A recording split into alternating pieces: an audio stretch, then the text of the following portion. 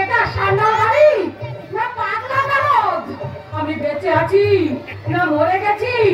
দু চোখে অন্ধকার দেখছি। কিছু চিন্তা করো না মা, কিছু চিন্তা করো না। যেটা হচ্ছে সেটা আমাদের ভালোর জন্য হচ্ছে গো।